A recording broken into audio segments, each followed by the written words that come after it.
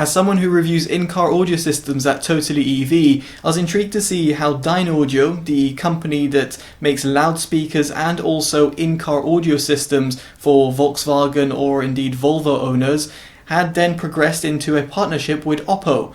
Now, Oppo not only have been making smartphones, but for those people who are not aware, they used to also make high-end Blu-ray players.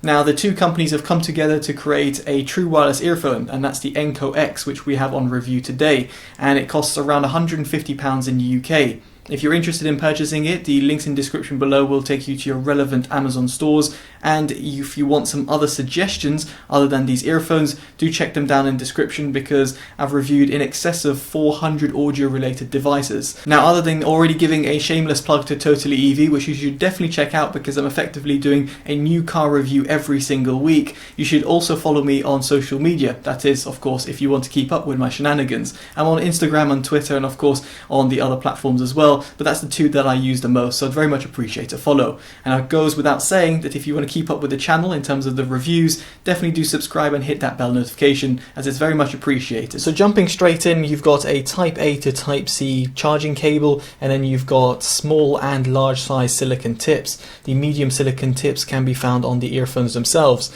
Now, the case provides up to 25 hours of playback time, and that decreases to 20 hours of playback time, as if you use the maximum noise cancellation mode, it will give you less battery life. Now, the earphones themselves will give you 5.5 hours per charge. Now, the case itself is also wirelessly, it can be wirelessly charged, and of course you've got the Type-C connector as well. I really do like the case design. It's very sleek and slender, and actually it's quite reminiscent to the Libratone Track Air Plus. It's just a little bit slimmer, and I really do like the design of this. It's something that's quite small, but if you compare it to some of its competitors and specifically other earphones on the market, I think what Oppo and Dynaudio have done over here should be definitely commended. Now, in order to achieve such a slender design, there is a slight compromise, and it might be very trivial, but if you take out the right earphone, as you can see over here, you're taking it from the stem on the left hand side, but in reality the stem will result to being on the right hand side. So in order for you to interact with the earphones, in other words getting them in and out of their case, you have to each time twist them before putting them in or out of the case. Now, the earphones have got a very, well, Apple-esque Pro design, in my opinion, other than their white color, and you can get them in different color, you can get them in black as well.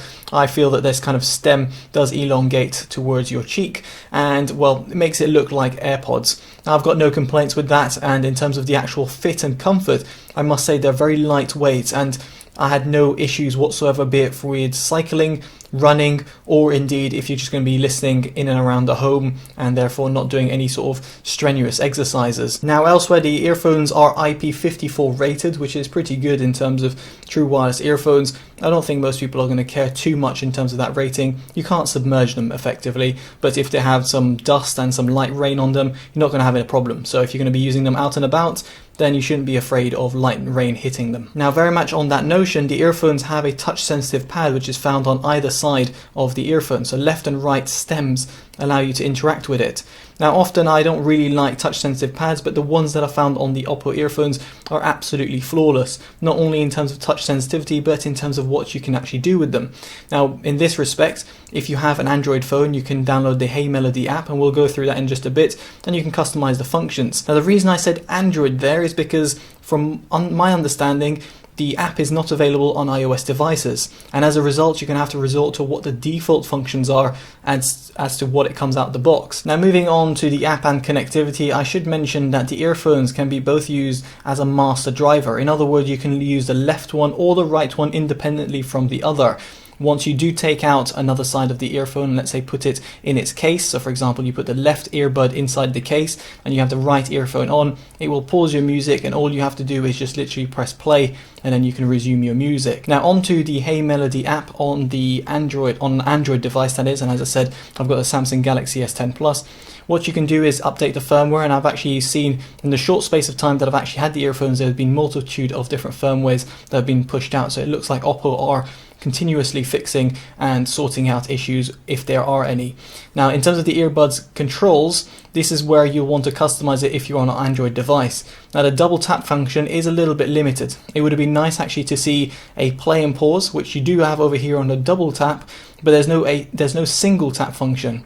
And the reason I'm mentioning that is because on the triple tap function, you've only got the voice assistant. So in other words, for me, I would have liked to double tap to play and pause, or just a single tap. And then on the triple tap, I would have had the previous and next. Instead, I have to resort to having one side to go back and the other side to go play and pause, or whatever the combination might be. I wish there was a little bit more customization here. Now, you do have the slide control as well. In my case, I leave it to the voice control, volume control, but you can also use it to switch tracks. So you can use this function if you don't want to use it via the tapping function, via the sliding function, but I just don't find that as intuitive. Elsewhere, you've got the touch and hold, which in my case, you've got the active noise cancellation. Now, you've got a few different modes to choose from, and you can only choose up to 2. So if you try to choose more than 2, it'll come up with an error saying you're limited to 2. I wish this wasn't the case and you could actually cycle through more modes. But nevertheless, I think most people will only be using 1 or 2 modes. So for example, active noise cancellation off and then fully enabled. Now elsewhere, you've also got the touch and hold function, so long hold function. And then you can also switch in terms of devices, which can be quite useful for those people who are switching between different devices. So that's quite useful as a function. And now we get onto recording quality, and everything you can hear right now is coming directly from the Oppo earphones. What I will say subjectively is that it emphasizes the mid and high tones more than the low end tones, which is what you might expect when it comes to recordings. However, it would have been nice to hear a little bit of low end tones when it comes to my voice, and you'll hear the comparison when we go to the Jabra Elite 75Ts. Now, to give you an indication of how it performs with some background noise, I'm going to play my friend's song through my bookshelf speakers. I'm going to be facing it, so therefore that's why I'm not facing you guys in the camera, and the music is coming directly from my bookshelf speakers. Now, if I were to go quiet, so hopefully there it gives you an indication of how it performs with a little bit of background noise, whereby it does pick out some noises, but it's not, say, overly distracting. Now, by comparison here, the Jabra earphones, and straight away, hopefully you'll be able to hear that the low-end tones are a little bit more emphasized. And while that's not necessarily a bad thing for the Oppo earphones, it just means the overall sound quality in terms of the recording quality just doesn't come as accurately across. Now, in terms of the background tests, again, playing Priya's song at the same volume as it was before, you'll be able to hear that the Jabra earphones perform pretty much similar to the Oppo earphones in terms of how they pick up background sound.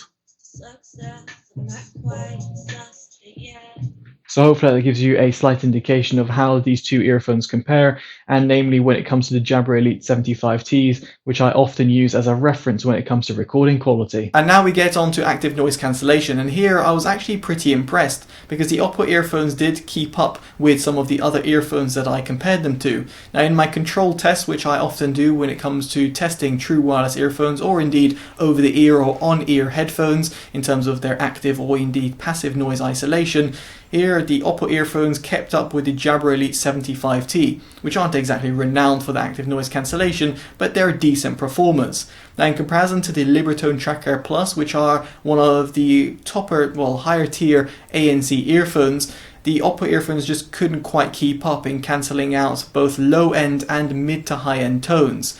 Now, if I were then to compare them to, let's say, flagship true wireless earphones, which I didn't have in the house, but I know in terms of my comparisons from testing a variety of different true wireless earphones, they really can't keep up with the likes of the Sony WF-1000XM3s. So those true wireless earphones are still the kings of ANC, and there's actually a few one more earphones which actually do a really good job in terms of active noise cancellation.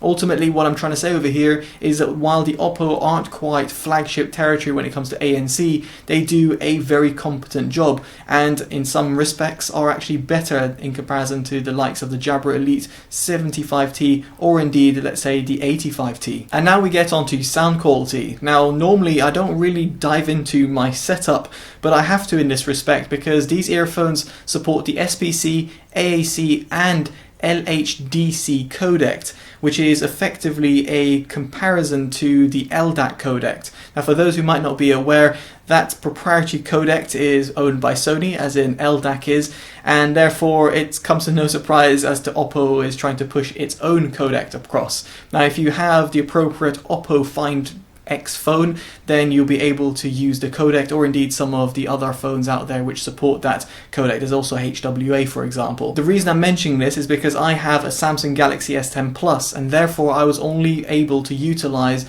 the AAC and SBC codecs. In my case, my phone diverted to the AAC codec, which is the higher quality of the two. So the reason I'm mentioning this is because this very much directly translates to the overall Bluetooth transmission and quality, and thus the overall sound quality that you can attain from the earphones. So bearing that in mind, now we're going to get into my subjective opinion on the Oppo earphones whilst they were using the AAC codec. So to kick things off, let's talk about its low-end extension. And here, its sub-bass response was actually pretty impressive. The reason it kind of brought a smile to my face is because it reminded me of the Dynaudio systems that I heard in vehicles, and they're very much prominent in terms of their low-end response, and often in the vehicles that I've tried at least, they've got a little bit of a V-shaped sound signature. Now, in this respect, the Oppo earphones had a pretty pronounced low end. It extends really well, and therefore does stand out in comparison to some of the other earphones on the market, namely, for example, in comparison to the Libratone earphones. Here I would say they're pretty much equivalent in their sub-bass extension to the Jabra Elite 75T.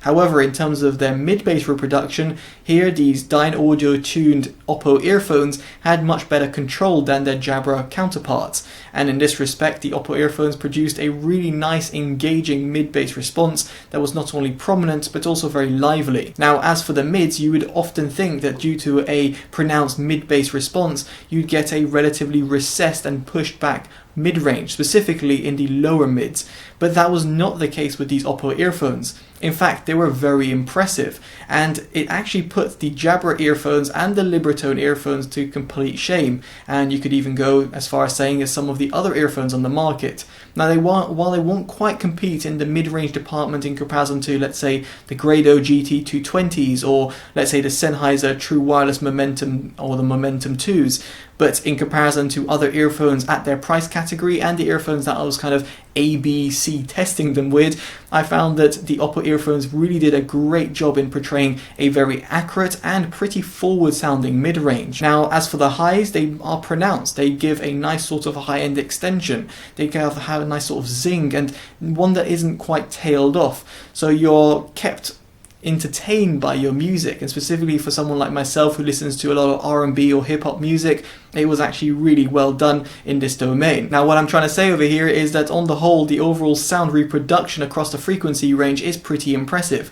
I'd actually kind of wish that this collaboration would kind of extend into the in-car audio systems, because often when I hear Dynaudio systems, they're relatively V-shaped and pushed back, and in this respect, this is not quite the case with these Oppo earphones, at least not in comparison to its competitors at their relative price points. So I must say I'm very impressed with what Oppo and Dynaudio have been able to achieve here. Now, finally, in terms of the overall soundstage, they've got a little bit more of an intimate sound. I would say they're a little bit close sounding in comparison to the Jabra Elite 75T, whilst a little bit wider sounding than the likes of the Libratone Track Air Plus. If you compare them to flagship or top tier earphones such as the Sennheiser Momentum 2 wireless earphones, or for example the Grado GT220s, you'll find here that those two earphones provide a much better sense of airiness in terms of your overall music. And even if you actually look at the budget end of the scale of true wireless earphones, the Creative Outlier Air here stand out in comparison to all other earphones at their price tag in providing yet again a wide